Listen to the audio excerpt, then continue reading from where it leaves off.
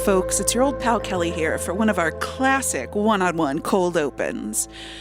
We recorded this episode before the recent school shooting in Nashville, so if we sound flippant given the comparisons that could be made between the plot of the movie and what happened in real life, it's because we had the luxury of talking only within the context of the movie. As Chelsea points out later in the episode, horror as a genre has long been a place to explore real-life horrors, often by pushing those ideas to their extremes. So, keep that in mind when we say things like, I was rooting for the killer, and I wish the killer had killed more, to be honest. Please, everybody, be kind to each other in real life. Be angry, protect your loved ones fiercely, but never be cruel. Okay, love you, bye. Or, welcome to the episode. Anyway. Okay. Hi, welcome to Never Show the Monster. I'm Kelly Attaway. I'm Chelsea Hollander. And today we are continuing and completing our series on Kevin Bacon. Gone but not forgotten.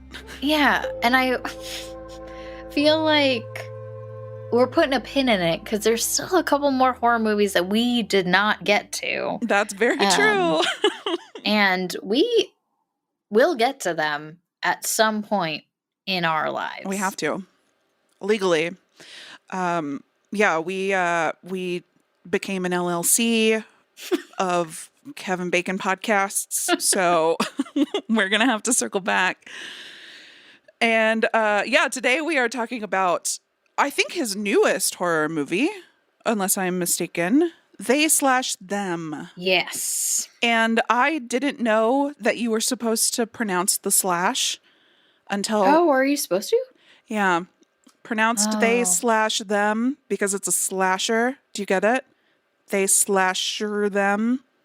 Oh. Do you get it? Okay, I saw that in the trivia, but I read it wrong. Oh. So that makes a lot more sense. That makes a lot of sense. Yeah. Yep. So it's a slasher. They/them. And in this movie, Kevin Bacon, spoiler, is a bad guy.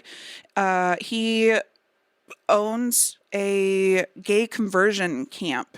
It's been in his family for generations and generations and generations. And most of the staff, all of the staff at this point, are alumni. Aside from one of them. And in this movie, it's not just gay teens. I don't know. When I think of conversion camp, I think of teenagers. But this also was adults who were essentially being like blackmailed by their parents. I don't think anybody was under 18, or at least they... I think the youngest was the guy, the jock, the sportso. Oh, okay. And I thought also the girl... I don't know. I wasn't sure about the age. I knew some of them commented on their age and that they were like already living on their own and have left. One of them wanted to be emancipated, so one of them had to have been under 18. Right. Jordan under 18. And you know what? I think that...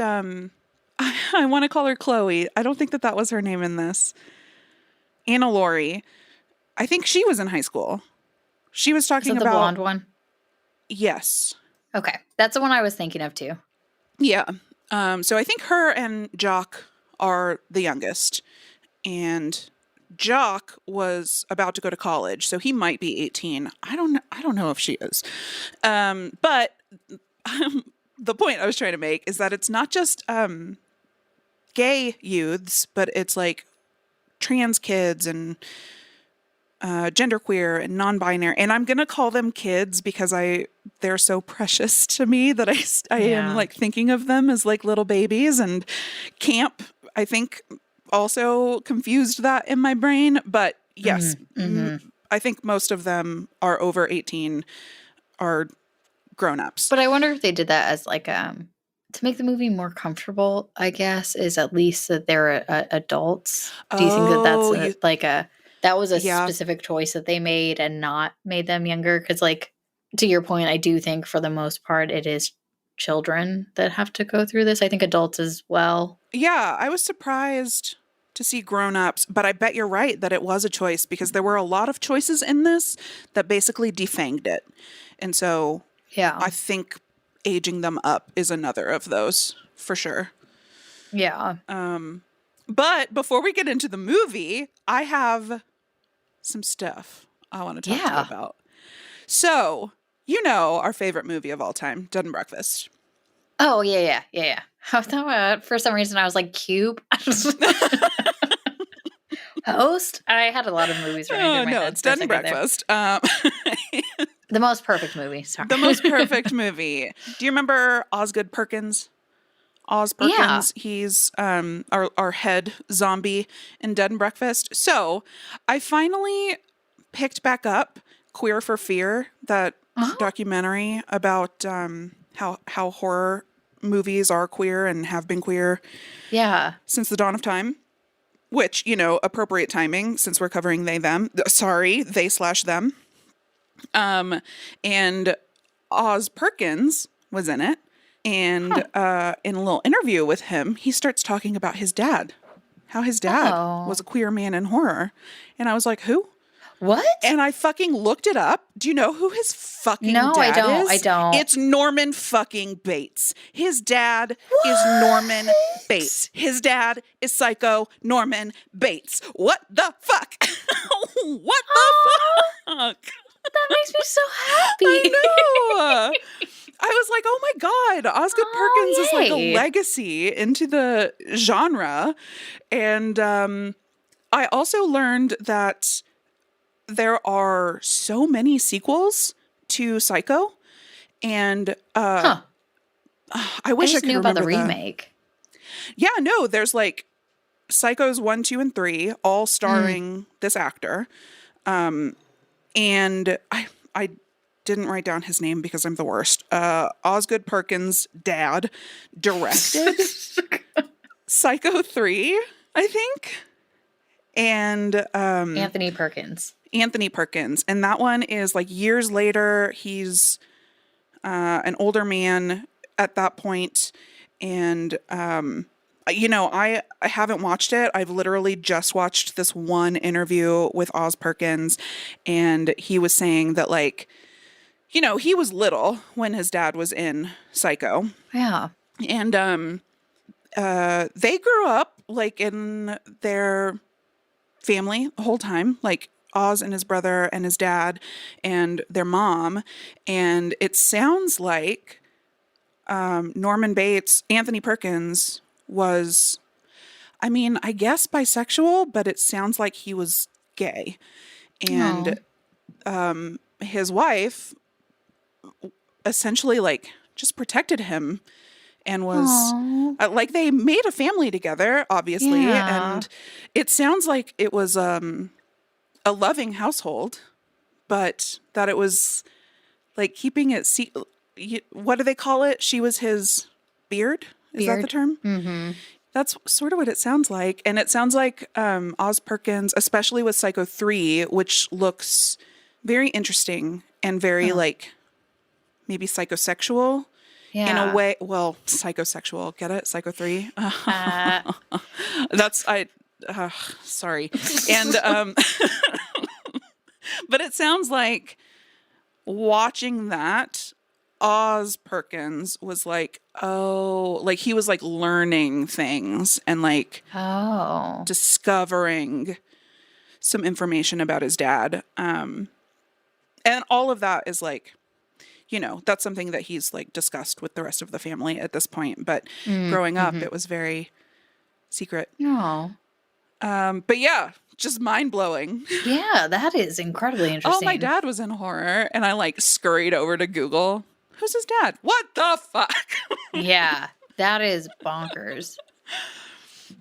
I also didn't really remember, I guess, what Norman Bates looked like. Handsome. Yeah, Beautiful very smile. handsome. Such a little cutie patootie. Yep.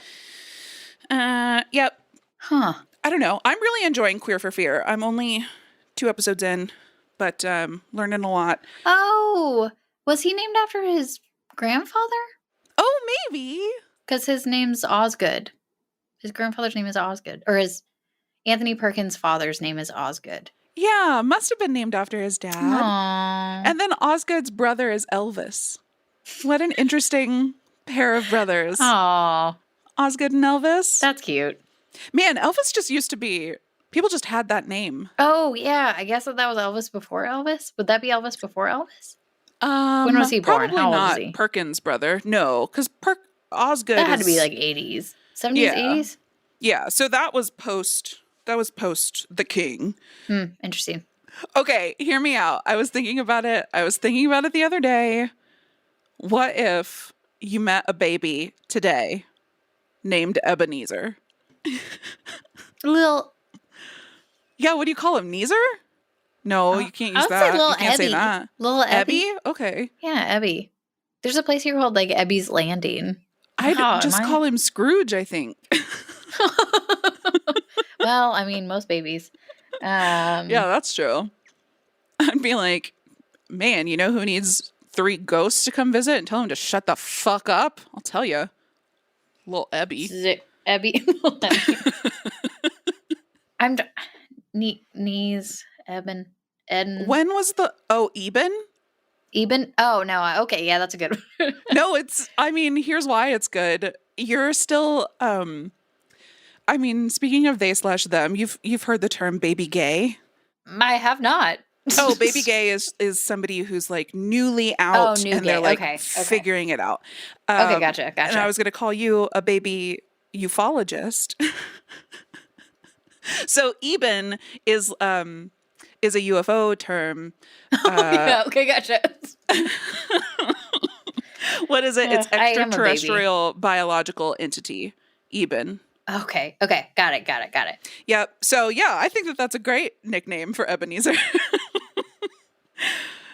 Oh man, speaking of aliens, you started Hellier. But they could have lived inside of the mines the entire time. So who are we to say that they're? I guess extraterrestrial still could mean that they. Wait, no, we're gonna have a moment where I'm like, I don't know if I understand. So yeah, you're gonna get there. You're gonna learn more. Okay. We'll have more conversations as we go. But in Hellier, there are a lot of UFO sightings, in addition to these goblin sightings. So. Oh, okay. They had mentioned it in a couple episodes, but then they had floated the idea that they weren't, or maybe they were here even before we were. Mm-hmm. It gets and I weird. like that idea. It gets super weird, and I think that you're gonna love it, and I'm so excited for you to finally watch it. Shout out again to our listener who helped me bully Chelsea into starting it. But yeah, when I was sick a couple weeks ago, I rewatched the whole thing, and in my stupor, ordered so many books to read. Oh my God, good. To like really fucking get into it. I'm on one about aliens, about goblins, about ultra-terrestrials. I texted a friend of mine in the middle of the night who has a story about how he saw a Chupacabra in Kentucky. Oh. And when he told me the story, it was right around the time that Hellier first came out. And so he was telling me the story, and I was like, girl, nah, you saw a goblin. You saw a Kentucky goblin. And yeah, in rewatching it, my thoughts have evolved since that first came out, which was like 2017. And yeah, so I just like sick, have a crazy fever, and just constantly like, I'm Texting mostly people asleep. telling them they've seen goblins. Well, yeah, I texted him in the middle of the night and was like, listen, I have a brand new theory about your Chupacabra. Call me as soon as you get this. Oh, God. Just urgent. I gotta talk about your cryptid. He never called. He's missing out. Oh, Man. I'll corner him eventually. We're gonna talk Does this about mean it. are you gonna take a pilgrimage to Kentucky Probably. Yeah, I think to so. see if you can see the goblins? I think I'm It gonna have seems to. like they're pretty plentiful. Yeah, I mean, they're tiny. You can fit a lot of them into a small space.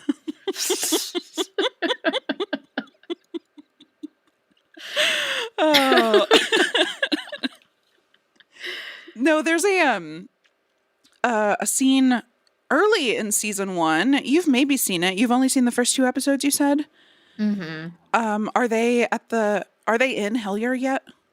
They went to Hellier once, and everyone was like, hey, let me tell you about all the shit that has happened. And then they went back, and everyone was like, you need to be careful who you trust. Okay. Yeah. Okay. And no one's saying anything now. And they were like, that's weird. This is the opposite the first time we went. And I was like, man, this story is so good. Yeah. Well, I was like, oh no. I was like, what? I was like, why would you not trust someone? Why would people be trying to hide the goblins? Are they friends with the goblins? Do they work with goblins? Are they possessed by the goblins? There's a lot of feelings. Well, and telling them to stay safe, that's scary. Yeah. So are they at the cabin yet? No. Maybe. No. They were at like a motel, I think, the last time I saw. Oh, yeah. Yes. Okay. There's just a scene in it. This isn't a spoiler. This isn't anything about like the plot. And we're talking about this like it's fictional, but no, this is like a documentary about Kentucky goblins. Kentucky goblins. Yeah.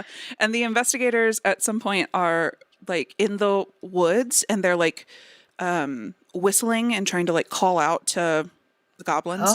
And there's like rustling in the woods. And while I was watching it, my cat heard the rustling and like perked up his little ears and got so excited.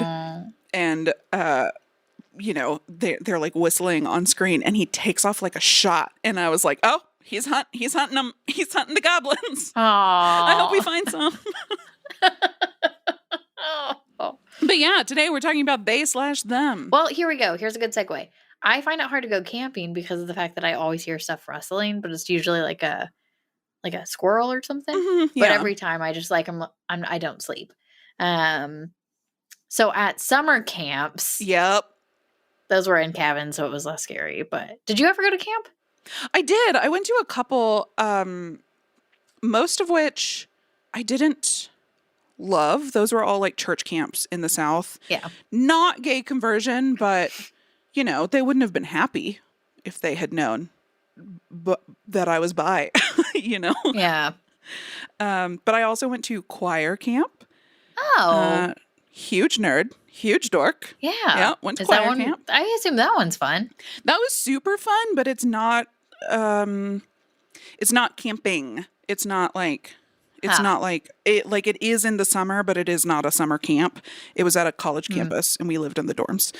Okay. But when I think of camping, I think of choir retreat in college, which was not like camping. I mean, it was in the woods and it was in cabins like in this movie, but you know, we were there for a weekend to like crash course our big concert around Christmas, our candlelight carols. So we'd go and do that, but it was also like initiation for new freshmen into the choir and reverse initiation for leaving seniors. And yeah, very special memories in my heart, that one. What about you? Also church camps. Yeah. Mostly church camps. Yeah. Not conversion camps. Ryan and I, before we moved, we did go protest against conversion. Good. Therapy. In Arkansas? There's still some in Arkansas? Yeah, kind of. I don't know. They were doing something at a church, and I cannot remember the specifics of how we decided to go. But we went and we protested, and to just show support for the kids that I think were driving in to talk to these people, to get them ready to go somewhere, or we just knew that they were having like they were just inviting people to that church to do stuff. Like we everyone had positive signs trying to affirm people who were questioning or concerned, and just letting them know that they were loved. Wait, so was it a protest or was it like a rally? We were protesting. You were protesting. Okay, so it was both. Yeah. Okay. Yeah.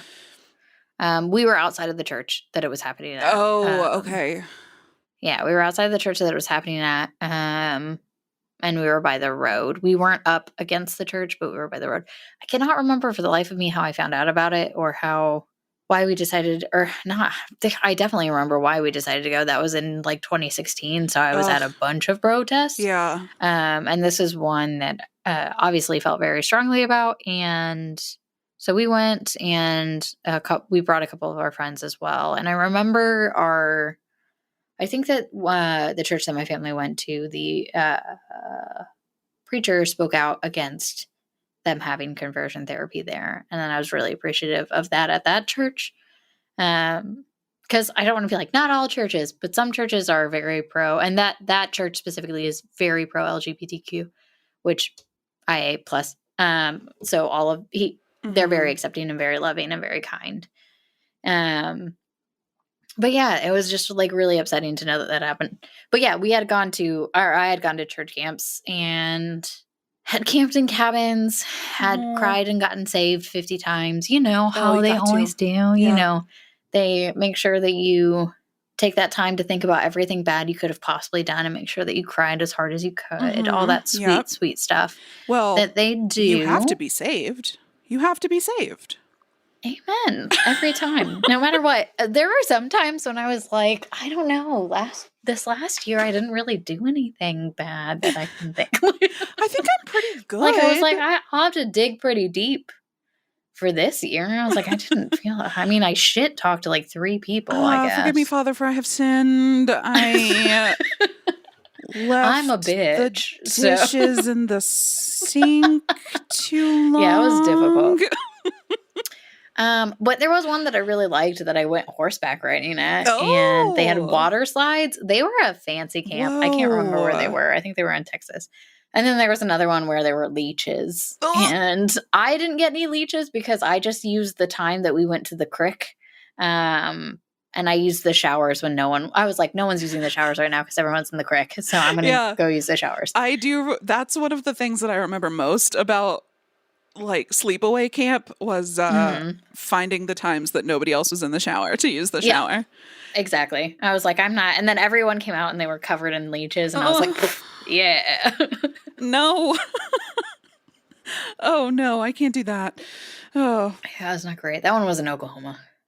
Yeah, no, there was a scene in this movie that at the start of the scene, I was like, oh yeah, we've all been there. And then at the end of the scene, I was like, okay, we had different experiences.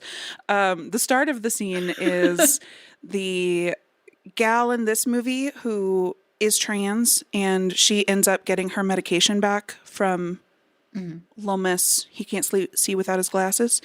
And she like sneaks into the showers at night. And I was like, yep, big time same. Yep, you got to sneak to the showers so that you can shower privately. And then, the movie does not treat her kindly. Yeah. Nope, not even a little bit. Kevin Bacon does not treat her kindly. No, he does not. Which, good job, Kevin Bacon. You were really despicable in this movie. So you embodied that character very well. Truly makes him horrible. And we think you're a very lovable person. So good job on you. That means you got chops, is what I'm saying. Do you remember? Okay, first let me run down some facts and figures on this movie, and then I've got a question. So this movie, They/Them, came out in 2022, produced by Blumhouse, however we're saying that, which was a surprise to me because this didn't feel as like big budget as most of the Blumhouse movies, but I guess they do a bunch of not necessarily box office-y movies as well. Yeah. Written and directed by John Logan, stars obviously Kevin Bacon, and then Theo Germain as our main character, Jordan, who is non-binary, identifies as they, them, and Anna Chlumsky, which, boy, just a dreadful last name. No offense. Anna Chlumsky. Chlumsky? I don't know. How do you think you say it? Chlumsky? Maybe you say it quick. Let's say Anna it as eloquently. Anna Chlumsky. Ooh. She might be. Is she German? She looks kind of German. I don't know. I think that you gotta be careful with sentences like she looks like.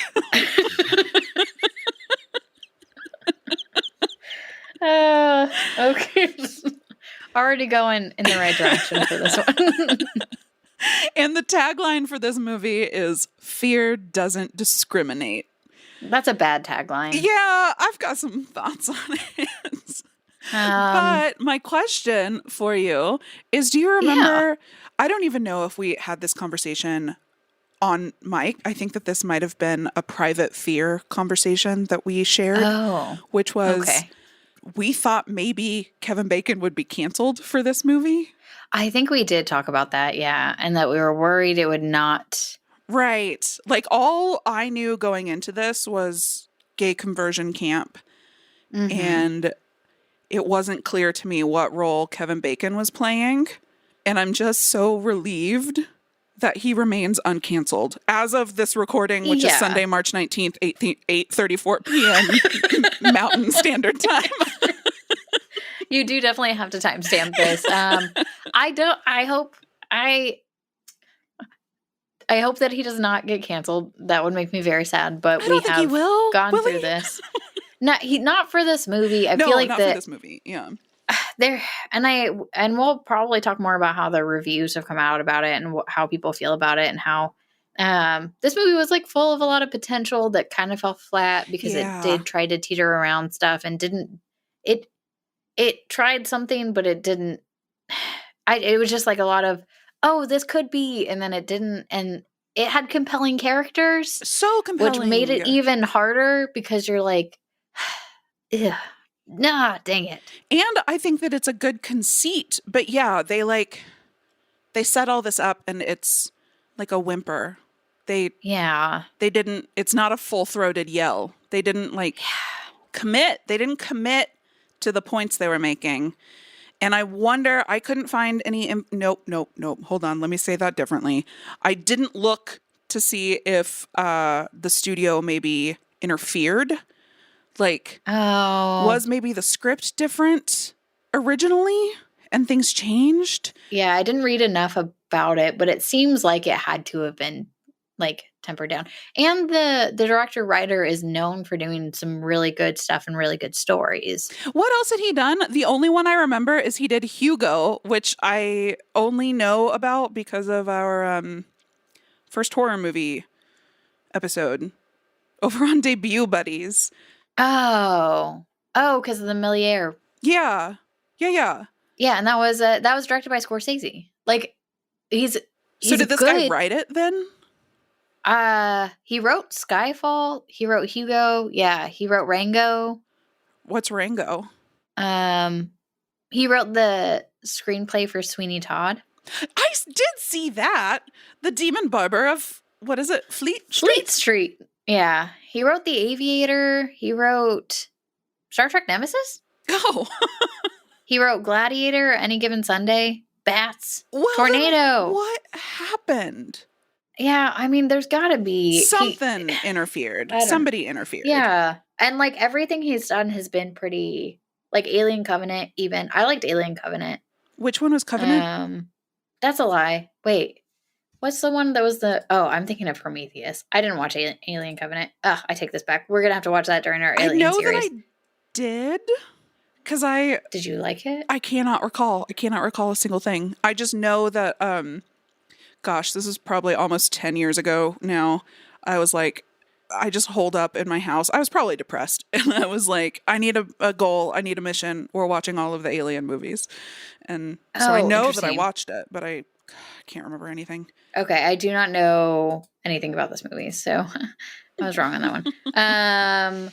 But whenever I looked at his list of movies, I remember being like, oh, I'm going to look forward to this movie because I remember liking all these movies. It has Red that he did the video. Wait, specifically They/Them? You were looking forward to? Yeah. I mean, I was looking forward to it because Kevin Bacon. And then the girl from My Girl. I didn't know she was in it until I was watching the movie. And okay, so you knew she was in it before you started watching. Mm-hmm. What did you think about what her character was going to be? Well, there's going to be spoilers, so you guys are hopefully knowing that we're going to talk about this. I thought that based on how her character was acting, that she was going to end up being the important person, because why would you put somebody with that name in that position and not make them the most important? So that is 1000% my experience. Like, I didn't know that she was going to be in it That might have been why they messed up. until she cropped up. And I had two thoughts. I had two thoughts when I first saw her character. I was like, one, I feel like I'm watching an episode of Law and Order SVU, where every time like you see a famous actor, you're like, got it. Yeah, They're the you're bad like, guy. oh, fuck, okay. Yeah, I was like, okay, got it. They tried to downplay her character too much for it to not be that. Yes, at the end. yeah, it was very evident. Though I will say, at one point, I did think that maybe she was the most insidious character. Oh, Specifically when Jordan finds all those pictures in her desk about the conversion camp, all of these years leading up to it with these.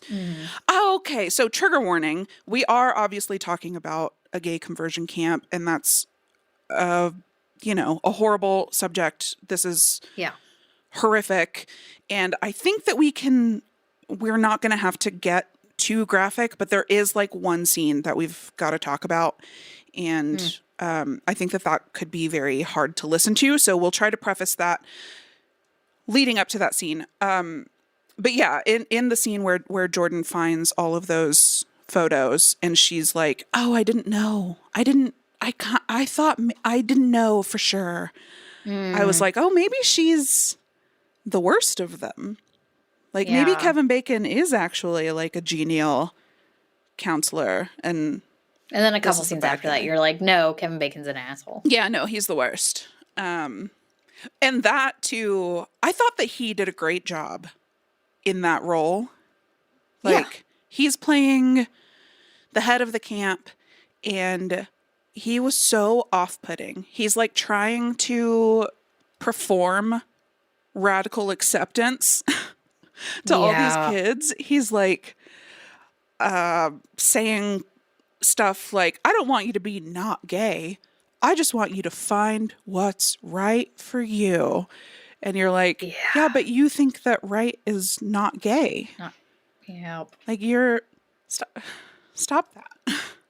Stop it. And it, oh boy, I don't know, was very reminiscent of all of the youth leaders. Is that what we called them?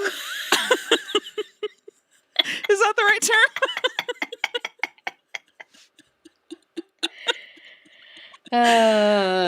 So he doesn't do this. Yeah.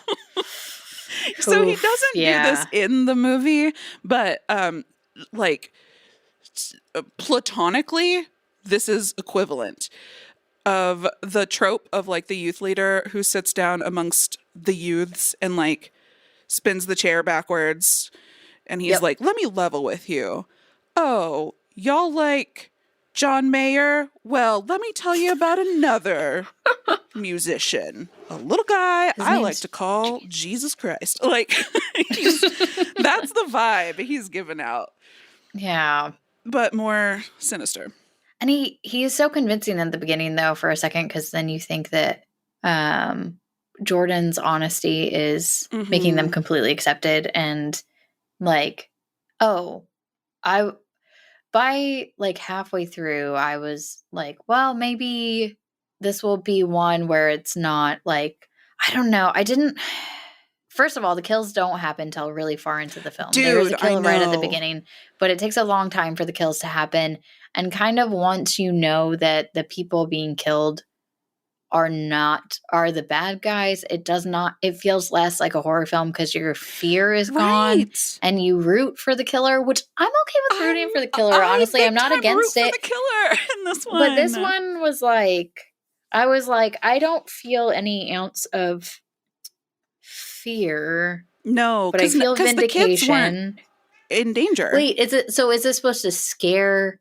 Maybe we weren't the audience it was supposed to scare, and maybe that's the problem. So this is exactly my whole problem with this movie. Because there are people that would sit on the opposite fence that would be afraid of this. Stop it. You're trying to cancel Kevin Bacon right now, and I don't like it. No, I'm not canceling Kevin Bacon. I would never. But there are people who would be afraid of this because they would associate primarily with the counselors.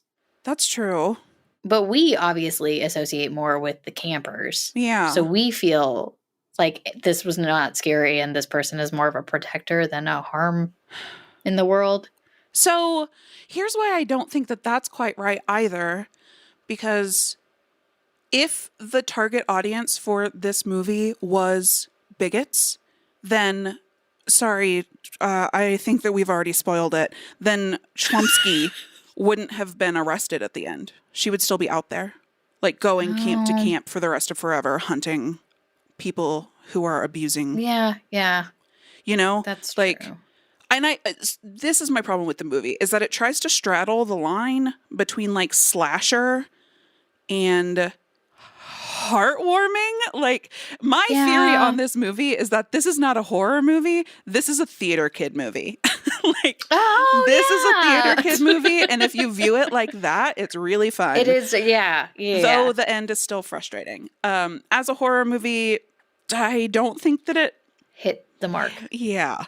I agree. I think that if it had leaned in the direction of a revenge horror instead of a slasher, then like now we could be cooking with gas. But because it leans slasher and has this revenge plot that it does really badly. So do you think that it could have... I'm trying to think of how to make it a better movie or how to make it more, at least complex. If we had viewed the counselors as people who could be redeemed and understand them more, because like the two counselors that were married, that were obviously not, like, they were still quote unquote struggling, and should not be together. Like if they had made them out to be, hey, if they had done something with that to humanize them in a different way, but they did make them all out to be pretty damn despicable. See, no, I want to leave the counselors as despicable, but I want more of a revenge story that we own. Like, what this movie felt like was like a saccharine. Is that how you say that word? That was a big risk. Saccharin? Saccharin? Is it like sugar? Yeah, saccharin. Saccharin? Okay. I don't know. I said it out loud. Prettier. I like it better. And then immediately was like, whoops, I've never said that one before. I feel like I just know it because I've heard it in a song. Oh, that's probably right. Yeah, I'm certain that I've heard it, but I don't know. This movie's too sweet, is what I'm trying to say. It was like a sweet Get Out. Like, so do you think that that's what they were trying to? You see, okay. What I'm Sorry, saying? now that you've said that, yeah. But like in Get Out, you know, Black people get to be mad, and they get to like, I don't like the evil white people in Get Out, you know, bleed out on the side of the road. Like we get, like not necessarily a victory against the system, but a victory nonetheless. And this movie, especially at the end, where Anna and I guess that this would be Chlumsky is we finally find out that she's the slasher in the woods. And I mean, we find out it is revealed that she is the slasher in the woods, and she's like threatening to kill Kevin Bacon, who deserves to die. And she's trying to like encourage Jordan to pull the trigger.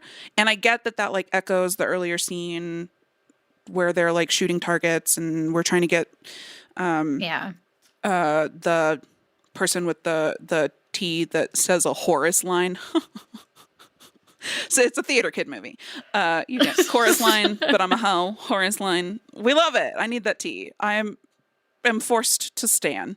I get that is echoing that, but what frustrated me was that it felt like the point of that scene was to be like, people who are oppressed should manage their anger and like stay quiet and make themselves small about like against their oppressors. And I was like, no, like I understand that we don't want to make this character a killer. Yeah.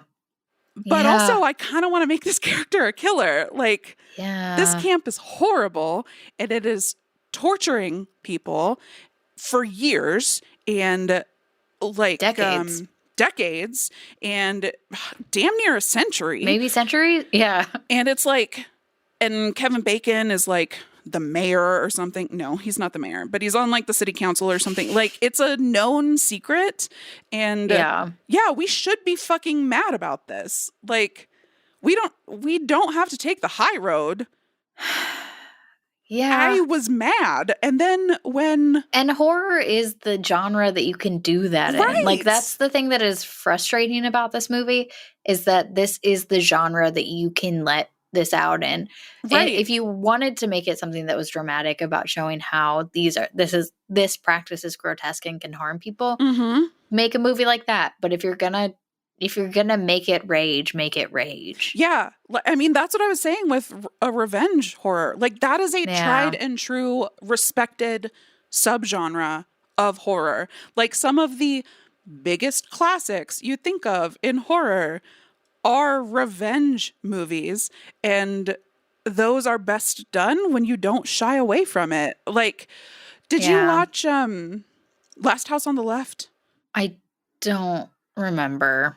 I was gonna say I Spit on Your Grave. I Spit on Your Grave. Same situation. Like, violations upon violations upon violations, and you shouldn't have to be the bigger person and take the high road in those situations. Like, you get to be mad, and you get to kill Kevin Bacon with antlers on the wall, in my humble opinion. Man, a lot of antlers on the wall deaths that we've gone through in this. A third antlers on the wall. We could have done that as a series. I mean, hindsight, you know? Yeah. Antlers on the wall forever. Yeah, I agree. And I think that that's exactly to your point, talking about it like being a whimper and not a scream. Exactly. Like, if the last 10 minutes of the movie had been rewritten, I feel like it could have made me feel differently about the movie. And that's where. Yes, I agree. And so much so that at the end, so that conversation is very tense, and you know, most of the kids have left the camp at this point, and they're like out walking through the night, being led by, I wish that I had written down her name. She ruled. Was it like Jazz or something? Something like that, yeah. That could have just been like my Alexandra. Oh, not Jazz at all. It was Jazz. Oh, you know what Why it did I is? think that? Is I think I know what it is. Maybe is Theo Germain is the. You know what? This isn't what's going on in your brain. Here's why it felt right in my brain. What's going on in your brain? And good. So Theo Germain plays Jordan, who is like our primary protagonist, speaker, like gives a voice to the other kids at the camp. And Theo is the name of a character in Sabrina, the remake, the Riverdale related Sabrina. Gotcha. Of a trans character. And Sabrina's bestie in that show is named Jazz, who has a similar smile to Alexandra in this movie. That's how I have definitely not watched that, but like, yeah, I feel like that's that what was it is. though. That's For sure. That's exactly how I got there. I'm glad that we understood. So yeah, she's like leading people out because she's very strong and she's gonna get them to safety. And Anna Schlumsky attacks Kevin Bacon, tries to get Jordan in on it. Jordan refuses. And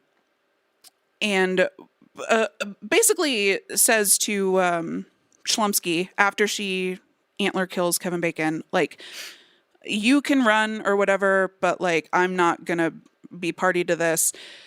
And as they are walking out of the cabin and all of the police come running up to the cabin looking for the slasher, I genuinely thought, like, I was so afraid for Jordan. You know, I was so nervous. I thought for sure we were going to do like Night of the Living Dead ending. I thought for sure they were going to come in and shoot and kill Jordan. Yeah. But no, I even was like... They just run past them. You don't know what's happening. A suspect just walked out of that house. You don't know what happened. You don't know who has any weapons. You have no eyes in there. No. And we're just rushing past them. Okay. That would not happen. But once again, that's something that's been done in this movie that's just like trying to write something in a way that is not how it A, would happen, or B, makes it entertaining. So, like, it doesn't make any sense. It doesn't make any sense. This movie doesn't make any sense. Like, if you're not going to criticize the system as a whole, and if you're going to water this pretty extreme thing down. If you're going to water it down, don't do it. Yeah. I also want to talk about, so the one character that they had that was like bait? The plant? They were bait? Yeah. Yeah. How are the they? Honeypot. The honeypot. Honeypot. How is that? Right. How is that reconciled? How are they okay with that, but not okay with any other? Like, it doesn't, there was a lot of this movie spent on things it shouldn't have been spent on without providing. And I do want to add, I thought all the actors did a really good job. Yeah. Agreed. I thought they all did a phenomenal job. And I just want to call that out a lot. I didn't hate watching the movie. Like, I enjoyed it when I was sitting in it. No, I had a great time. And, like, watching it. Yeah. So, like, I know we're saying all this, but, like, after we digest it and how we feel about the actual activities in the movie, it does become something different.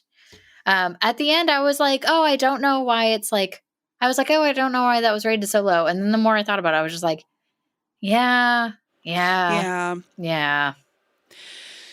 no, pretty early on in the movie, actually it was the singing scene when all the kids are singing in the camp. Pink, they're singing Pink. They're singing that Pink song. Yeah. I was like, got it. No, it's a theater movie. It's not a horror movie. And so from then on out, I was like, I've been watching it wrong. Like, it was staring me in the face the whole time. It's at a camp because it is campy. I get it now. I see. Now I'm on the same page. So yeah, not a horror movie. If they wanted it to be a horror movie, they did a bad job. But if they wanted it to be like a theater kid cult classic type movie, then they got like a C. It's passing. and I think to your point on how this movie ended up landing is like, that's why it got released on Peacock and it didn't go to theaters and it didn't become a bigger release. I just assumed that was because of pandemic. I think it was still theater time. Like, the only thing coming out in theaters at that time was horror. Remember? Because that's when we were... Oh, yeah. That was our, like, prime horror movie time. Wow. Time. I don't understand time anymore. That wasn't that long ago. I don't understand time either. But I think it did come out. Okay. Yeah. So I think it was something that was going to have a theatrical release, because I think you and I even talked about it having. And then at some point I was like, oh, they're just going to release it on Peacock instead. And that was kind of a change. But I think in between, after like probably test audiences, they were like, we can't. This is not. Yeah. So where we wanted it to go. I think that it must have been forced into Studio rewrites. Interference? Yeah, I think it must have been. And I did see that the name used to be different as well. And like even that got changed a couple times. So like something is up. I would love to learn more about the history of this movie. I hope eventually that is made available, because we'll get the there's streaming. It got really struggling to streaming. I was like, if it's a DVD, we'll find the commentary. Nah. Sometimes the commentary can make me like a movie. I know. But there was even a point in this one where I thought maybe Jordan was the slasher. And I was like, that'd be sick. Sick. We love it. And then when they see the slasher in the woods on the weird night where they make all the kids go out, I was like, oh. That gave it away too early that it wasn't. Then we're not doing that. Yeah, just like. Just some choices that were made. Just mismanaged, in my opinion. Had a lot of potential. I did have fun. I did have fun watching. Yeah. And I thought it was funny. We like open strong with tropes from old slashers. I mean, obviously we're at a camp and, Yep. you know, kids at a camp and your masked figure. They even mention there's that scene with the beautiful Asian lesbian and Oh, yeah. Anna Laurie. You know, I only know her. I didn't know her face. I knew her voice, Anna Laurie, Oh. because she is a voice actor in a fiction podcast that I really loved called The Bright Sessions, which Oh. is great. If you want to listen to some fiction podcast, recommend it. I still haven't finished that one, so maybe it ends bad. I don't think so. But it's about like, it's basically like therapist recording sessions, Dr. Bright. Huh. It's her sessions, her therapy sessions. But the people who are her patients are mostly kids, teens, who are, it's like that show Fringe. No, not Fringe. Oh, okay. Oh, okay. I love Fringe. I'm thinking of the other one. The British one That with you all the don't kids. love. No, I liked it. I just didn't finish it. No, All Misfits? the kids. Misfits. It's like Misfits. Love meets Misfits. Therapy. So it's a bunch of kids who are developing like weird magic powers, and we uncover like a big conspiracy. And I need to go back and listen to it because I was really loving it. And yeah, Anna Laurie plays a character named Chloe, and she's wonderful. And then when I pulled up the IMDb, I was like, wait a second. Hold on. Yeah. So excited to meet her. But in that scene where she and beautiful lesbian, and I did look up her age. It's okay for me to think that she is beautiful. She's old enough. Her character's name is Veronica, and her Yes. the actor's name is Monique Kim. Thank you. I am so bad at names. Like, I got so nervous coming into You're this bad at names? because Sorry. I can pronounce them. I just can't remember them. Okay, good. Saccharin? No, what is it? Saccharin. Saccharin? I can't pronounce shit. I was so nervous because there are so many characters in this. I was like, how am I going to describe them? Because I'm not going to remember their names. That's fair. I already messed up on the one name. If I didn't have a list in front of me, I would not. Yeah, I'm nervous that I'm even like misgendering. That's because I'm bad with names. I'm not trying to be mean. But in that scene on the dock where you just said it, Anna Laurie. Kim and Veronica. Anna Laurie's name is Kim, and Veronica's Monique. Okay. Yeah, when they finally get frisky, Mm-hmm. Kim says something like, oh, I just expect Jason Voorhees to come out of the woods. Yeah. Kevin Bacon was in a Friday the 13th movie. Mm-hmm. I love it. It's perfect. And I liked at the beginning of the film, you open on a woman listening to a true crime podcast, and at some point she's like, oh, this is too much. I was like, oh. It had a strong open. I really loved the opening. I was like, oh, this is going to be fun. And then it like didn't do anything for so long. For so long. And then when people started dying, it like the movie was over in 10 minutes. And you're like, okay. I mean, that's fine. Yeah. But, like, okay. I don't know. Like, if we wanted the horror of the movie to be the camp, then that needs to be the horror of the movie. Like, but they only really did one scene that made it. Yeah. Storylines. But yeah, the one scene, this is the scene. This is the upsetting scene. There's the one scene in the movie that is like truly scary and truly horrifying. And it is quintessential gay conversion camp, the aversion therapy with electroshock. Is aversion therapy always electro? In the Lizzie McGuire TV episode where they were using aversion therapy for Gordo, I think that they used rubber bands. What did Gordo have to avert? I think he liked a girl who was bad for him. Oh. Or they ripped Band-Aids off of him. I don't remember, but I think aversion therapy can be done in different ways. In the movie, another movie about gay conversion, therapy is But I'm a Cheerleader. There is a character in that who does it to herself. Oh, no. Mm-hmm. Oh, Clea we Duvall's hate character, that. I think. But yeah, that's so horrific. And that's a direct result of the honeypot. Mm-hmm. Did you look into that actor? No, but he looks like he'd be in scary movies. I think that it's they. I think it's they them. Oh, okay. He's he in the movie, but I think Okay. that actor is they them, and he nope, sorry, and then I immediately and they are a Brazilian pop singer. Really? Yeah. Oh, And they that are makes me known very happy. for being like out about their sexuality and their identity, and yeah. Did you Okay, pull so them up? hold on. Yeah, and I looked at trivia and it doesn't make any sense. Hold on. Okay. Nickname is E. Page, named after Elliot Page. Okay. Interesting. Am I on the right page? I don't know. What? Darwin is named after Elliot Page. How? I don't know. Darwin. Okay, I'm gonna have to look this up. This is so confusing to me now.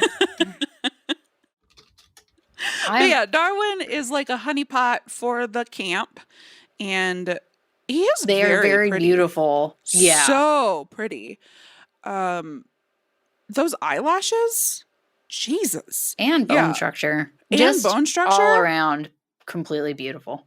And then when he disrobes to lure in the jock, Ripped. I was like, oh, I thought that we were dealing with like skinny, scrawny dork dweeb. That is not the case. Okay, surprise.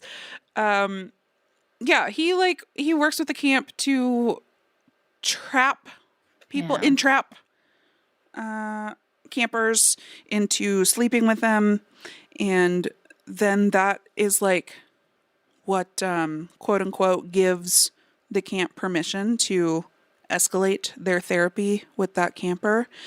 Yeah.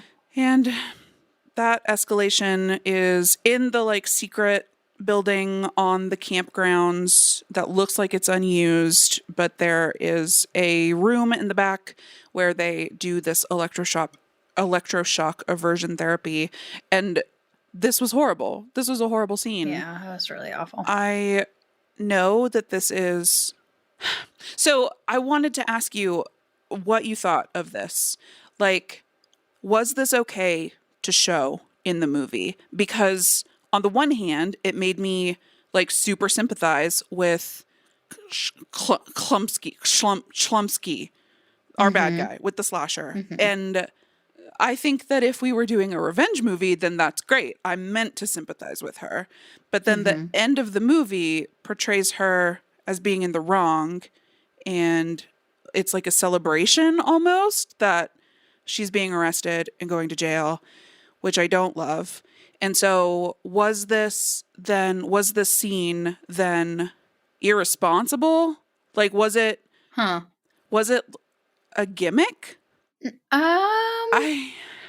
Well, if they had to show something from a camp that is heinous that they still, I don't know if they still do today, but is something that happens at those camps. I agree if you're going to like commit to that. But if we're going to back out of that and be like, yes, this is bad, but it's equally bad to fight against that, then that calls motivation into question for me. I guess that's where I differ, because I didn't see Chlumsky as, what's the name of our character? Molly. I've known it the whole time. So I didn't see. So how I felt about Molly was like, it could be one of two directions that you go in, but I didn't see her as the villain in it. I didn't see her as the bad person. No, I didn't. I think that the movie sees her as a bad guy. I don't know. I didn't take that from it. I don't know if how I took it is correct, but I took that is also how Jordan could see themselves going if they had gone down the same path, and but Jordan was like, we have to stop this cycle and becoming the evil is not going to help us. No, I agree. I agree with you that is what the movie is saying. But my problem is that the movie equates the reaction to aversion therapy and like it makes them equivalent. And I don't think that that's true. Torture and murdering people? Well, no, we need to put the murder into context. Like, murder as a reaction to years of torture and your life being ruined. I'm not disagreeing. I'm not disagreeing on that. Yeah. I don't think it is. I think that, are we supposed to just view the movie from Jordan's perspective? Because you and I have even said that we agree more with her revenge plot than we do with Jordan's outlook on it. Oh, you know what? I'm going to be totally honest. I hadn't even really thought about Jordan's perspective. Yeah, because that's the only reason that we see her as evil or her as doing something wrong is because of Jordan's perspective. It's because of Jordan. Yeah. Okay. If it was any other person aside from Jordan in that room, maybe it would have been a different outcome, because I feel like I think the end of this movie doesn't make sense in general. So, and I'm not saying that like I'm just trying to reconcile that like very brutal aversion therapy scene with what the end of the movie seems like to me. Like, those don't agree in my mind. Especially because after the aversion therapy with the jock, the slasher like straps in the honeypot and does not aversion therapy on them, because I did think that this scene was very smart, the revenge electroshock, because we didn't like display anything specific on the screen to like try to demonize something else, and so it just demonizes that technique. I thought that was very smart. But like, I don't know, even that, I was like, okay, if we're doing revenge and we're gonna like lean into this being a revenge movie, then this is great.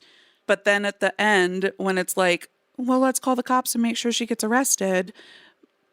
I think that, to your point. So is this, now we're saying that she used the same tools and is equally evil? I don't agree with that. I agree that I also don't agree with but what I'm thinking is like, she was arrested, so the other option would be what? To let her go and not just be like, run, I'm gonna walk out, you get away, you do what you need to do. Yes. Did Jordan kind of let that happen though? I can't remember. There was like, they're gonna be here. But this was another like wimpy, we're not committing to one way or the other. Well, yeah, I agree. I think that this was one that was like, we don't want to fully, completely up. I think that this was done in a way that they were trying to be like. What happened is they were like, people are going to say we're being too woke. And so they went ahead and haggled down. I don't think it's the too woke part. I think it's saying, like, I don't want to be like, we can't let them win. But it's like, maybe I'm going to try to send out a message to be like, oh, you have nothing to be afraid of. But it's like, maybe you should fucking stop being terrible to people. But I think that that's kind of what it tried to do, is be like, they're not going to harm you. Chill out. I think that that's a message I was trying to pull out. But I don't think it's okay. I don't think it's a good message to put out there, because it's like, stop fucking harming people. Stop fucking doing it. You're the fucking monster. And that would be the hope, is that they would see themselves as the monster. But you know how people are in that position. They're not going to see that. You've gotten to exactly what bothers me about it. It's not like pandering, but yeah. It is a little bit pandering. So yes, this is the problem, is this movie is like, the problem scope is narrow enough to just be this camp. And now that we've killed all the counselors at this camp, it's not a problem anymore. So we can capture the person who did those murders. But like, no, the problem is the system, and the problem is pervasive. And if we're going to critique the problem, we don't get to say, oh, it was a one-off. And that's true, because that is also how Chomsky, Molly does end up talking about it. And she's like, we need to go to all of them. We need to go to all of them, and we need to tear them down. We need to stop this from continuing to happen, and from people to stop being terrorized. And that is like, I guess that's like, kind of like the wrestle with morality, being like, well, do I allow this person to go out and kill people? But it's not gonna. See, but the wrestling is the interesting part. And this movie doesn't. It does not make sense also to that character, because that character was like, you have to save us. You have to protect us. That's exactly what she was fucking doing. Right. And she was like, and I will save the rest of them. Yep. She is the Batman. That's what I'm saying. She's our hero. Like, why did we arrest her? Yeah, no, I agree. I was disappointed with Jordan's actions, and I feel like it made sense for the character to have like a moral dilemma with that, but it also didn't make sense. I'm trying to think of like in terms of like philosophy and the outcome, and like what is a bigger impact and what's more important and what's the scope. like I don't know. See, but I think that those are all like good and interesting questions that this movie could have asked, but it didn't. Yeah. Like, actually, you just saying that made me more mad about the movie because I'm just thinking about like what could have been. Jordan wouldn't kill Kevin Bacon, but killed Old Duke, the dog. Like, yeah. Ooh, but maybe that's another thing is like because Old Duke was dying and like had like terrible things like rotting his body and brain. But I mean, that's true, but so does Kevin Bacon. That's what I was saying. Like, is that the dilemma? Like, you shouldn't have that dilemma if you see, and it's like that thing. These people are going to go out and actively harm people. And they've showed that they go out and actively harm people. They go out and actively harm your community. Exactly. Like, and it's the people not that you care about. Isolated and to like incident. That is difficult. And they also did a weird thing though in the middle whenever they did bring Jordan in to talk about why Jordan was transitioning. It was Elspeth Tassihoney. That's not her name, but that's her name as a character in a different show. Horrible. Yeah. She's a great actress and I love her in other things that she's in. Yeah. Yeah. But that was like, I don't know. That was a weird part for that to be like, oh, you're only doing this because of XYZ. This is why you're doing it, and like completely destroying.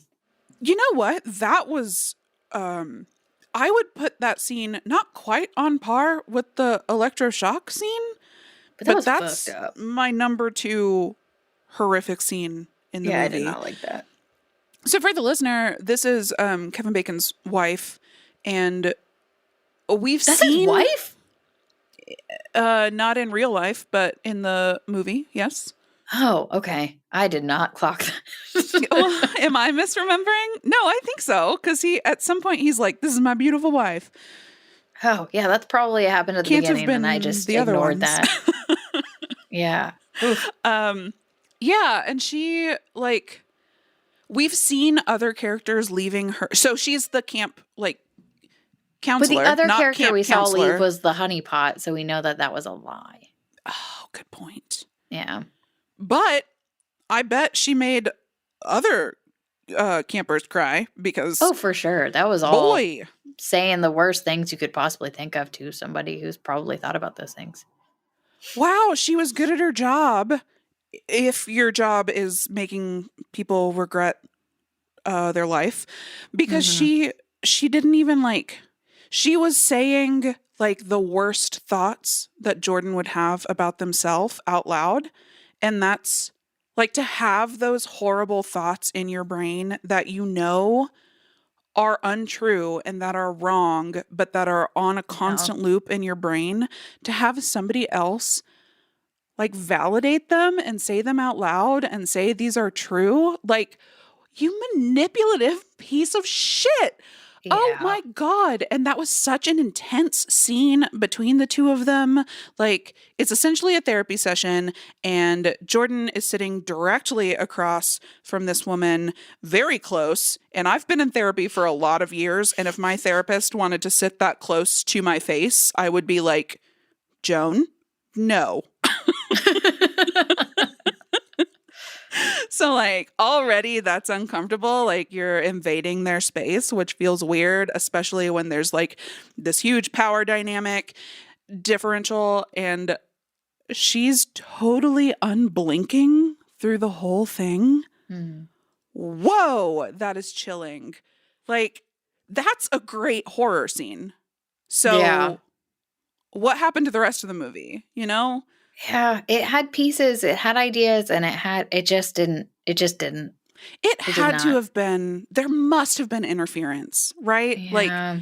if this writer-director has produced other great horror and it got nerfed out of theaters to Peacock and it was going through like title changes, Yeah. like something was going on. Something And we're not hearing a ton of here. trivia or stuff about it. So I feel like whenever that also happens, there's Just a not bunch of NDAs. Yeah. Like, I just feel like this movie could have been really great and ended up just being like all of the teeth were taken out of it. I want I more hope teeth. though that it inspires somebody to write the real one and a really great one. And we saw a couple other movies that are the same idea. Yeah. Like, are those doing it right? One of them looked like we do not need to watch it, but I'll keep looking. Yeah. Listeners, write in. If there's a movie Yeah. that does this better, we would love to watch it because I totally see what this should have been, what this wanted to be, and it could have been really great. I do have. We've got to get off the subject of the electroshock, but I just got one more thing I gotta say. When the jock wakes up in the infirmary and the person with the Horace Line t-shirt, I wish I knew their name or even their pronouns. But they're like, they had like classic Toby. They had like classic dynamics that you have in like high school where it's like, oh, he's mean to you, he's got a crush on you. Like those were their dynamics. And the jock like really, really, really didn't want to be gay, but he fucking is, so like lean in. And after the aversion therapy, when he's waking up in the infirmary, Toby like rushes to his side and is holding his hand when he wakes up, and I was so scared that he was gonna wake up and recoil. Like, but that's not what happened. Thank God that's not what happened. I was so nervous that no, he wakes up and like rubs Toby's hand. Oh, yeah. Oh, sweet. It was very sweet. Very They're sweet. just sweeties. And that is really why I liked this movie. I've got a lot of critiques for it as a horror movie, but as a theater kid movie, super cute. It's really sweet.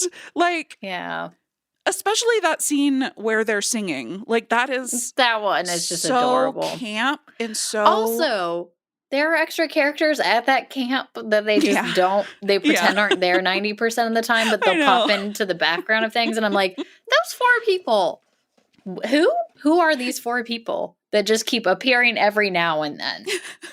It's like in Pitch Perfect, where it's like, there are these 2 characters who are in it from the beginning, but they never have a plot line. And we don't even really know their names, but Pitch Perfect is self-aware. And so in the 3rd Pitch Perfect, which they have said will be the last, but they've already made a TV show, so we'll see what happens. In that 3rd one, somebody like, and these 2 are friends. They've become friends because everybody else gets a plot line and these 2 don't. And so they're like off to the side on their own. And one of the characters is like, Stephanie, shut up. And then they look at each other thinking that the other one is Stephanie. And we find out that they don't even, like, they don't know each other's names. None of the main characters know their names, but also they don't know each other's names. Oh, that's funny. That's what it felt like. Like, these other kids are the Stephanies of Pitch Perfect. But yeah, that scene where they were singing was like so sweet because that's like classic for camp in my experience, which is maybe colored by the fact that I like only went to choir camps. But it was like, oh, like kids are going to be kids. Yeah. They're just normal. They're just normal kids. Like, they're at this horrible camp and they've got horrible families, but kids are going to be kids. And you get a bond with those kids that are going through the same. Yeah. Exactly. Like, maybe kids isn't the right word. Like, humans are humans, and when you find your community regardless of what's going on around you. So, saccharine and or saccharin, but in a good way. So all in all, if you just want to watch a fun theater kid movie, check this out. If you want to watch a horror movie, watch something else. Watch something else for horror, but we love the cast. The cast was phenomenal. I hope to see them in more things. I did see that Jordan is in a bunch. Not a bunch, but a handful of like stuff that people would recognize. Not, I didn't recognize it, but I don't recognize not me, a lot of things. But oh yeah. Oh no, that's the remake. I was like, oh yeah, the 4400, which I watched the show back in the early 2000s, and I've been around long enough for shows to be remade. So those are feelings that I don't like to have. Yeah, I guess they remade Charm too. Fuck. Okay, never mind. Let's not go down this path. I don't think stuck, so. Though. I think it got Roswell. Like they remade Roswell. You know what? No, they've remade most of the shows that I've watched. Yeah, Roswell was remade. Wait. Okay, I have a lot of questions. Yeah. You know what? I was thinking of Jericho. Oh my God, I love that. I know that you loved that, but I didn't think that anybody loved it except for you, which is not a critique of the show, but a critique of distribution. Like, I know that you have good taste, and I know that that show is great because Skeet Ulrich is right. Yeah, he is in it. It's got a lot of good. So I'm certain that I love that one too. Because now I'm worried that I have just led everybody astray on. I mean, it's wait, which one is Roswell? I like everything with post-apocalyptic. Aliens? Roswell is Aliens. It had Cheery Appleby in it. I can't remember anybody else. I really liked it. I thought that was a great show as well, and they remade it as well. Well, I'll add it to the list. I'm just going to keep saying as well, and then as well, and also, and as well. I'm going to edit it in as like a stutter. As well as well. Thank you. As well, I appreciate that. As well. Oh, yeah. And then they had the cornfield, and they had to make sure that, I don't know what they did about the rain. Anything that like is prepping, no one preps in that thing. But that's probably what sparked my like need to prep. Wait, Roswell was or Jericho was? No, Jericho. Jericho. Yeah. I still haven't watched that. I'll go back for it. It's okay if you don't. I'm gonna. I've got to finish Riverdale first. I've got other shows that I can throw your way that you should watch. The Following. You should watch The Following. Everyone, as the bookmark at the end of our Kevin Bacon series here, I'm going to recommend to watch The Following. It's about cults and murder. Yeah. That sounds great. And Kevin Bacon's in it, and he's phenomenal. And yeah, we all love good Kevin Bacon. We do. He's great in this. He's evil. He's horrific. He's despicable. He's deceiving. What movie do you find him the most despicable in? Is it recency bias? But I'm going with this one. Oh. I was talking to someone about our series, and she was like, oh, are you doing Hollow Man? And I was like, no. You know, I've not seen Hollow Man. But that is one that she finds him the most despicable. I think he's the most despicable in River Wild, which is not a horror movie, but he is fucking despicable in it. I haven't seen that one either. But I love that movie too. Oh, God, I love Kevin Bacon. You know what? We are changing to a Kevin Bacon podcast. We are a Kevin Bacon You know what? Turning into, we've been a Kevin Bacon podcast. That's true. And we've just like ripped off the mask and now everybody else can see it. Here's what I want to say though. We have been surprisingly unthirsty about Kevin Bacon this whole time. That's true. We have we've kept it in our pants. Thirsted during Flatliners, didn't we? A little. But it wasn't extreme. Equally thirsted Julia Roberts, or was that just me? That's fair. Now I'm already like, what other movies did we watch? Tremors. He's a fox in Tremors. That's true. But I don't know why. He felt too young in that one for me. Oh, that's funny. I was like, you look like a little baby. It's because you were looking at Fred Ward and you were like, now that's a man. And then, yes, but then I look at recent Fred Ward and I'm like, well, okay. Well, he's a skeleton at this point. Is he still alive? No. Okay. That's what I meant by skeleton. Gotcha. Okay. We're doing great. Doing We're great. I doing thought you were great. just saying he was like frail. No, if somebody's a frail skeleton, it's Kevin Bacon. No. He Okay. like takes his top off and You Should Have Left. And I was like, he is so fucking skinny. Hollywood. Those Hollywood. unrealistic Oof. ideals. Did you see that Gwyneth Paltrow interview? Whatever. We Yeah. don't need to talk about that. Here's what I do want to talk about. Yes. Do you want to rank our Kevin Bacon movies? Oh, yeah. Let's do it. Okay. Last place is The Darkness. Yeah. Yep. Yeah, You Should absolutely. Have Left second to last. Mm-hmm. That's easy. Yep. And then Maybe so them. for the listener, they them followed. Yeah. I'm going from the last. You're to going the bottom first. up. Yeah.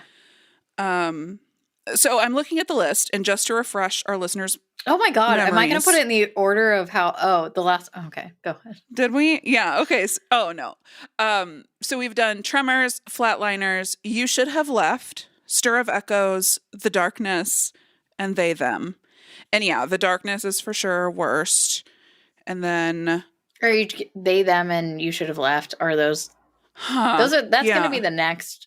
I think They, Them, based on loss of potential, could be second to last. But those are the two that I would. Those are the bottom three. I agree. With The Darkness being the hard bottom. That's the hard. It's like a standard deviation bottom. And then, okay. And so so the three that we need to rank are outstanding ones are Tremors, Yes, that's Flatliners, hard. Stir of Echoes. Because I loved all three of them so hard. I loved all three of them. I am... No, I can't... Okay. I know. So, no. Every time I start to place them, I'm like, well... I think it depends on what you're looking for. So, if I'm looking for I just want to watch something fun. I want to have a good time. Tremors. Mm-hmm. Mm-hmm. And I think I was going to rate Tremors number 1 just because it's... I think I have to. Yeah, I think that's fair. I think that's okay. In terms of what I like and what I want to watch. Yeah. I'm not trying to Tremors. rank things by best movie. Yeah. I mean, if we're going to do that, I'd probably... If we were going for quality of movie... And be Flatliners. I'd probably do Flatliners. Yeah. Yeah. But that's not why I watch movies. And I can't just watch Flatliners any old Tuesday night. Yeah, you gotta feel it. You've got to be in the right headspace. So, yeah, number 1, Tremors. I think we're gonna say two Flatliners because it is a good movie, and then Stir of Echoes. But Stir of Echoes, I feel like those are a very close 3, though. Totally agreed. And similarly, if you want to watch a horror movie that's more horror than Tremors, but not so cerebral that you can't drink a bottle of wine, Stir of Echoes. Yeah. Yeah. Mm-hmm. Okay. Yeah. This was complicated. So we had a bottom 3, a strong bottom and a strong top. So we're which is good job, Kevin Bacon. Good job. Very queer. I feel like we could do a queer joke here with our power bottom and our power top. Yeah. Thank you, Kevin Bacon. Yeah. God bless. Godspeed. Yeah, we definitely have more Kevin Bacon horror movies to watch. And Yeah, we'll bring have them to do along those. again. Yeah. And eventually you'll watch The Following in a year or two, and then I'll be maybe okay. tonight. What else? Now am I'll I be doing? I have to rewatch it so we can talk about it. Because the last time you were I just watched The Exorcist, and I was like, yes, I don't remember any of that. I don't even think I finished the first season because it got too heavy. That's fair. With all of the other stuff in my life. I was already carrying a very heavy load and I couldn't add exorcism to the list. But I should go back for it. The second season's really good too. I'm going to watch it. You don't have to, but I am watching all the shows that you recommended to me. And the second season has John Cho. Oh, love John Cho.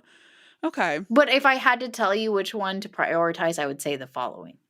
Okay, good. Because I'm in the cult mood. I've been listening to some cult podcasts. So I'm ready. I'm and Kevin Bacon. It's all Kevin lining Bacon, up. The stars are aligning. And honestly, that's one that I was really, it has more than one season, and I was actually very bummed that it didn't keep going. I was really impressed with this show. Love him. Oh, yeah, so good. Oh. Yeah, I'm looking at the cast. I'm remembering things that happened in the show, and I'm like, God, I fucking love that show. I might go rewatch it. Okay, well, I was going to announce what we're doing next, but Yeah, I think we're just going to continue being a Kevin Bacon podcast. Yay! And next week we'll talk about the following. No, just to wrap it up, I think that if you want to watch this movie, It's on Peacock. I'd say, yeah, it's on Peacock. Is it anywhere else? I think it's exclusively Peacock. It's exclusively Peacock. I'm remembering now because I had to sign up and I was furious. Yes, it's exclusively Peacock at the moment. I would not say buy if it becomes buyable. Give it a rent. Unless you want a fun theater kids movie. Even then, I think I would say rent it for a fun theater kid movie. But yeah, like you said earlier, if you want horror, watch something else. Yeah. And next week, we will be doing a Shootin' the Shit episode. We are going to watch Scream 6, the new Scream. Yeah. And I don't know anything about what happens in it, apart from, we can pretty safely assume that Ghostface is going to stab some folk. What? Yeah, I hate to spoil it for you like that. But Jenna Ortega is coming back, but not Nev Campbell. So, yeah, Shootin' the Shit, Scream 6. Scream 6. It's not what? 5 cream. You can't. Yeah. Where do you put the 6? Scream. Yeah. They have it at the end, so it's like Scree 6. Screeks. Oh, Screeks. Okay. I don't know if I like it. We'll workshop it. And we will see you next week. In the meantime, you can follow us on Twitter at NoShowMonster. You can email us, noshowmonster@gmail.com. And I worked so hard to write down our Debut Buddies episode that will be coming out, and then I dropped it. Okay, you can also listen to us over on our other podcast, Debut Buddies, co-hosted with our friend Nate Regolia. It is a podcast about firsts, and our most recent episode is the first song to chart in the top 40 in England with a swear word. Whew. And that song is Too Drunk to Funk. Too Drunk to Funk. Too Drunk to Fuck by the Dead Kennedys. And it's fun. We had fun with that episode. So go check us out over there. And we'll see you next week to talk about Scream 6. Happy Spookies. Happy Spookies.